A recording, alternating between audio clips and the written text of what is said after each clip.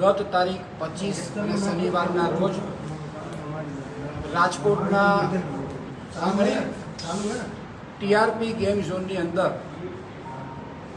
એક અતિ કરુણ અને દુઃખદ ઘટના બની ગઈ, જેમાં 27 લોકોના મૃત્યુ થયા છે। રાજકોટ માટે આ અતિ કરુણ ઘટના છે, દુઃખદ ઘટના છે।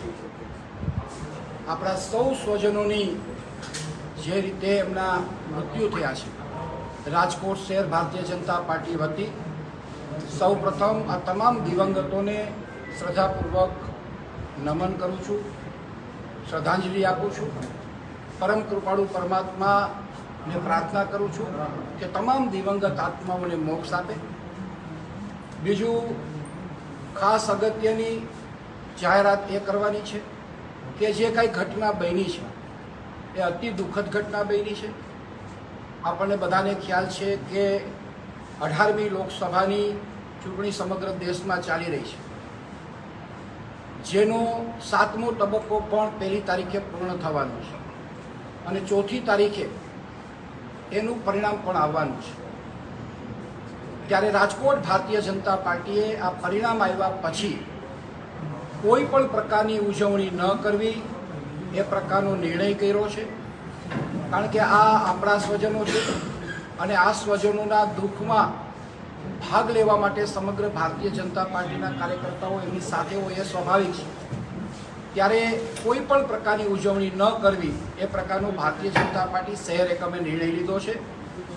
જે કાર્યકર્તાઓને મતદાન ગણતરીના સ્થળ ઉપર જે જવાબદારી સોંપવામાં આવી છે એ જ કાર્યકર્તાઓ ત્યાં હાજર રહેવાના છે। એ જ કાર્યકર્તાઓ સિવાયના કોઈ પણ કાર્યકર્તાઓ હાજર ન રહે એવી આપના માધ્યમથી અપીલ પણ કરું છું। કોઈ પણ શુભેચ્છકો હોય કે કોઈ પણ પ્રકારના ટેકેદારો હોય એ ત્યાં ન આવે એવી પણ અપીલ કરું છું। અત્યંત સાદગીપૂર્વક આખો ચૂંટણીના પરિણામ પછીનો માહોલ રહે એ પ્રકારની અમારા આદરણીય રૂપાલા સાહેબની પણ લાગણી છે અને પરિણામ સ્વરૂપ આપ સૌને આજે અહીંયા નિમંત્રિત કર્યા છે। મારી ખાસ આપ સૌને વિનંતી છે કે 4થી તારીખના પરિણામ પછી ભારતીય જનતા પાર્ટી રાજકોટ શહેર એકમની કોઈ પણ પ્રકારની ઉજવણી નહીં કરે। ભાઈ, સારો નિર્ણય છે, પરંતુ એક સવાલ છે કે આજે ઘટના બની એના 1 દિવસ પહેલા રાજકોટ શહેરમાં જે રીતના મમતા બેનર્જીનો વિરોધ કરવા માટે સંગઠન ભેગું થઈ શકતું હોય, 5 દિવસ ઘટના ના થઈ ગયા, ભાજપ દ્વારા એક શ્રદ્ધાંજલિનો કે એવો કોઈ કાર્યક્રમ પણ નથી કરવામાં આવ્યો। અત્યારે આના સિવાયની કોઈ વાત કરવા માટે આટલી બધી મોટી ઘટના બની, એમાં જવાબદાર છે, તો એમાં થોડુંક એક પદાધિકારી તરીકે તમારે નિવેદન તો આપવું જોઈએ।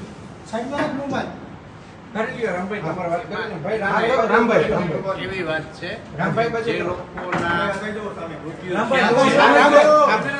જે લોકોના મૃત્યુ થયા છે એ બધા જ લોકોની અગ્નિદાહ દેવાઈ જાય પછી આપણા હિન્દુ સમાજમાં રીત રિવાજ મુજબ એને શ્રદ્ધાંજલિનો કાર્યક્રમ થવાના છે।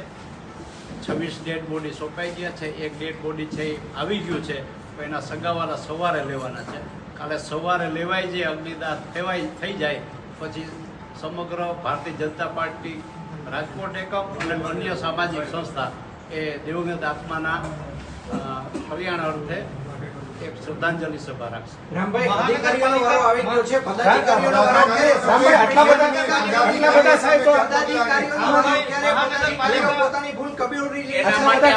જવાબદાર થયા છે, સરકારે આદેશ આપ્યો છે, રાજ્ય સરકારે આદેશ આપ્યો છે રૂપાલા સાહેબ કે તટસ્થ કાર્યવાહી થશે। લોકો પણ મર્યા છે એમાં, તો માત્ર રાજકોટ લોકસભામાં જ ઉજવણી બંધ હોવી જોઈએ, આજુબાજુમાં પણ હોવી જોઈએ। ધ્રોળના માણસો પણ મર્યા છે,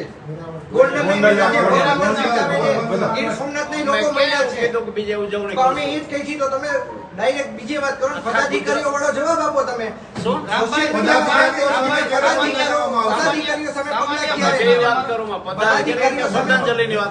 ભાજપના કેટલા વ્યક્તિઓ આમાં સામેલ હતા એવું કઈ તપાસ કરાઈ છે? કારણ કે અધિકારીઓ પર પ્રેશર પોલિટિકલ પણ હતું એવું સૂત્રો કહી ગયા છે, આ બાબતે તમારું શું માનવું? મારું કઈ કહેવાનું નથી। રાજકોટ મહાનગરપાલિકા અંતર્ગત આ જે વિસ્તાર છે તે આવતો હતો, મેયર મેડમ ને આટલા મીડિયા કર્મીઓ છે પ્રથમ વખત જોઈ રહ્યા છે, આ ગંભીર બાબત નથી? છાપામાં પદાધિકારીઓ સ્ટેટમેન્ટ આપે છે, અધિકારીઓનો ભાગ તમે શું કરો છો? આટલા બધા ડિપાર્ટમેન્ટ જવાબદાર થઈ રહ્યા છે, ફાયર વિભાગ, ટીપી વિભાગ, જ્યારે અમને ખબર પડી ત્યારથી 7 વાગ્યાથી બધા કાર્યકર્તા આગેવાનો ત્યાં હાજર હતા. સવારે 5 વાગ્યા સુધી અમારા હોમ મિનિસ્ટર આવ્યા ત્યારે પણ અમે હાજર હતા. પછી એને સૂચના મળી કે 5 વાગે આપણે છૂટા પડીએ, 6 વાગ્યાથી પાછા મળવાના છે.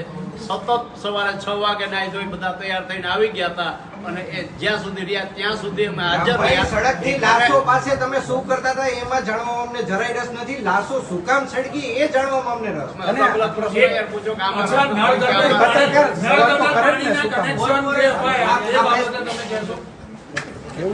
પદાધિકારીઓ સામે મુકેશભાઈ, પગલાં લેવાશે કે નહીં? એ સરકાર નક્કી કરશે અને તપાસ કમિટી નક્કી કરશે.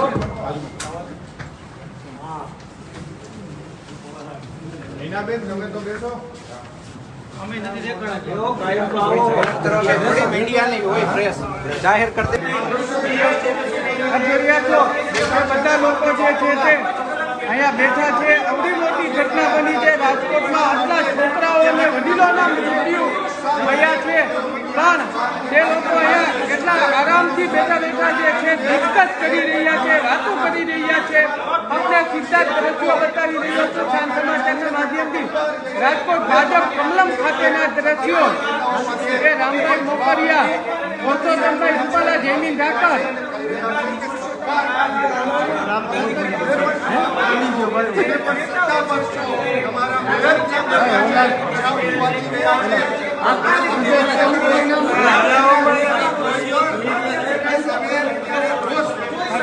ભાજપના નેતાઓ જે છે તે અહીંયા બેઠા છે.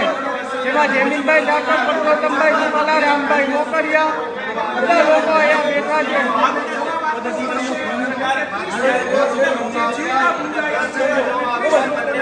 ગરીબ લોકોના મૃત્યુ થયા છે, તેમાંથી આ લોકોને ભાજપ વાળાને કાંઈ ફેર પડતો નથી. એના આ દ્રશ્યો આપ નિહાળી રહ્યા છો. મીડિયા સમક્ષ જે લોકોને કરવામાં આવ્યા સવાલો તો તે લોકો દ્વારા ભાગી જવામાં આવ્યા છે.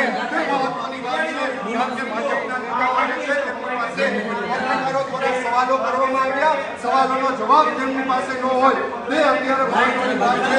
માત્ર સંતોષમાં સવાલમાં ન આવે, પરંતુ જો તમે મોતની સામે આપણી ગવર્મેન્ટને પણ જવાબદાર છે. અધિકારીઓ સામે પગલાં લેવામાં આવે તો શા માટે બધા અધિકારીઓને છોડી દેવામાં આવે? અહીંયા તંત્રના અધિકારીઓ જે છે તેમની સામે પગલાં લીધા છે, સસ્પેન્ડ કરી દેવામાં આવ્યા છે સરકાર દ્વારા. પરંતુ આ દ્રશ્યો જોઈ રહ્યા છો પરંતુ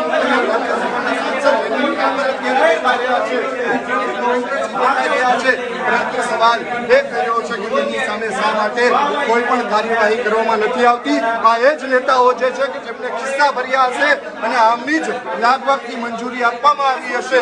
અત્યારે માત્ર વાતો કરવામાં આવી રહી છે કે ઉજવણી નહીં કરીએ, તમારી ઉજવણીની અમારે જરૂર નથી. જનતા જવાબ માંગી રહ્યો છે. જનતા જવાબ માંગે છે કે તમે શું કાર્યવાહી કરશો, તમારી પાસે એનો જવાબ નથી. પત્રકારો જ્યારે સવાલ પૂછે છે તો તમે એ સવાલથી ભાગી રહ્યા છો અને કોઈ પણ જવાબ ન આપવાનું નાટક કરી રહ્યા છો. તમે પત્રકાર પરિષદ કરી રહ્યા છો કે ઉજવણી નહીં કરવામાં આવે, પરંતુ વાત એ છે આવી પત્રકાર પરિષદોની લોકોને જરૂર નથી, પરંતુ જે કાર્યવાહી થવી જોઈએ તે કાર્યવાહી કેમ ન થાય એની વાત છે. આપ દ્રશ્યો જોઈ રહ્યા છો કે રામ મોકરિયા, પુરુષોત્તમ રૂપાલા, નૈનાબેન પેટડિયા, મુકેશ દોશી સહિતના નેતાઓ અંદર બેઠા છે, વાતોના વડા કરી રહ્યા છે, પરંતુ પત્રકારોના સવાલ આપવા માટે તેમની પાસે કોઈ જવાબ નથી. 28 જિંદગી જે છે તે હોમાઈ ચૂકી છે, છતાં પણ આ લોકો જે છે તેમનો ટસનો મસ નથી થઈ રહ્યા. ઉજવણીની તમે વાતો કરી રહ્યા છો કે ઉજવણી નહીં કરવામાં આવે. ઉજવણી તો કરવાની જ ન હોય, આવી પત્રકાર પરિષદ તો કરવાની જ ન હોય. તમે આવી પત્રકાર પરિષદ કરી રહ્યા છો અને લોકોને તમે મૂર્ખ સમજી રહ્યા છો, કારણ કે જે ઘટના બની છે તે ખૂબ જ દુઃખદ ઘટના બની છે. 28 લોકો પોતાના પરિવારજનો જે છે તેમણે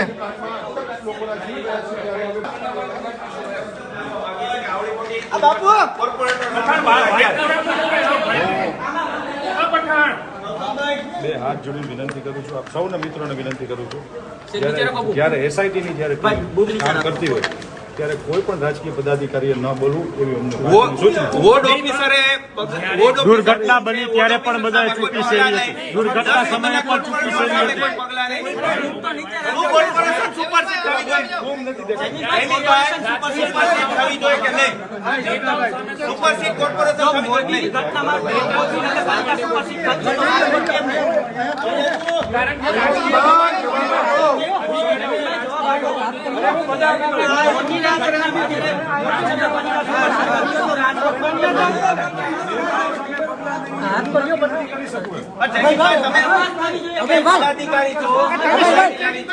સ્વૈચ્છિક રાજીનામું આપશો તમે? રાજીનામું આપો તો મારી પાર્ટી કે છે 100% આપી દઉં. 28 લોકોના મોત થયા. પાર્ટી મહત્વની છે તમારા માટે. પરિવાર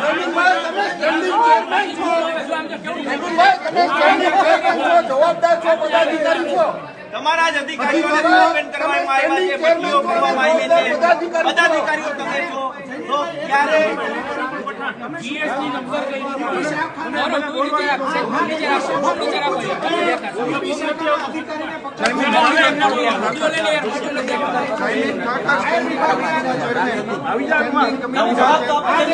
મને બોલવા દો.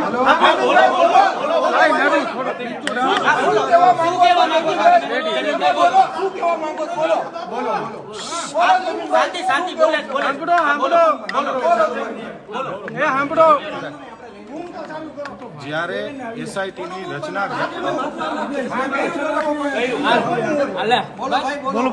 જ્યારે એસઆઈટીની રચના રાજ્ય સરકારે કરી છે, એસઆઈટીની રચનામાં જે કંઈ પણ આવશે એ આપણને સૌને મંજૂર હોવું જોઈએ.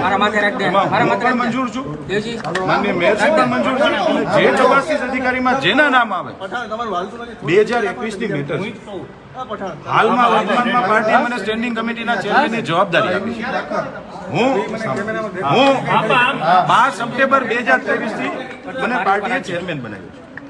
મને 7 મહિના પૂરા થયા, 8મો મહિનો ચાલે છે. આ ઘટના ભૂતકાળમાં બનેલી છે. તેમ છતાંય કહું છું કે ક્યાંય મારું નામ આવે તો મારી તૈયારી છે. હું ક્યાં ના પાડું છું? એનો હું ન દઈ શકું જવાબ. કેમ તમારા સમજાવું. મને તમે મારા પ્રશ્નો પૂછો.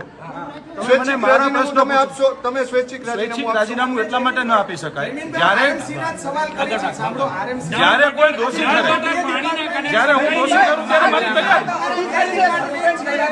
હું તો એકચ્યુઅલી નીકળતો હતો.